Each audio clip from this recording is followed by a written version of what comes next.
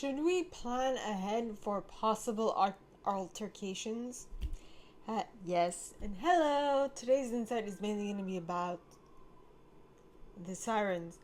It's mainly going to be about altercations coming up and messing up your plans. Alright, so usually when altercations happen, they take you by surprise and you don't know how to react. So, in actuality, having prepared responses to possible altercations or possible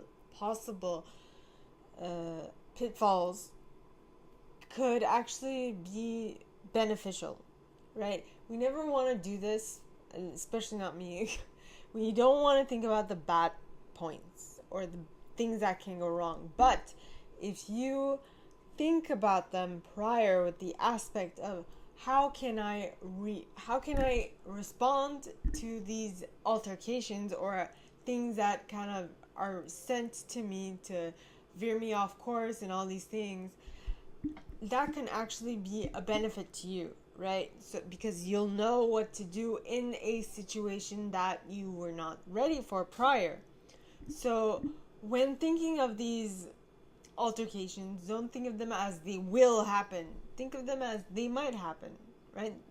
Think of them as possibilities, things that could go wrong but shouldn't. So it's more like a safety net that you are preparing for yourself. And so there's nothing wrong in preparing for bad situations. In actuality, that's something that we should all do, because when bad things happen, not that we want them to, but if they are expected and not anticipated but thought of prior, we then are equipped to respond to what is actually happening instead of reacting. Because when you react, it is more emotional, it is more a gut reaction or an emotional reaction, which usually doesn't mean that there's any thought process behind it. Usually it just indicates that it's just something that you do in response to a problem that took you by surprise, right?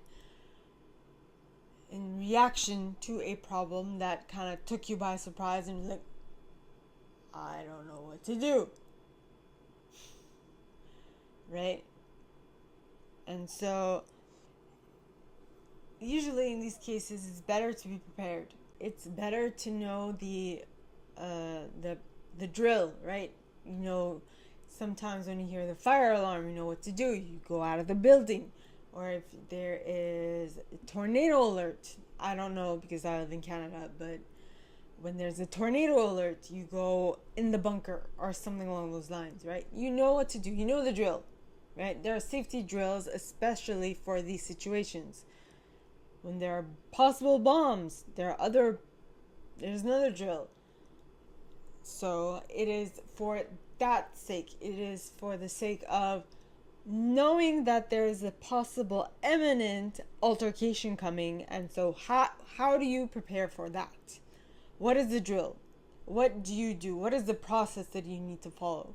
Is basically what I'm asking. So all in all, my question to you is, and what I want you guys to think about is, do you have processes set in place to know what to do when things start going downhill?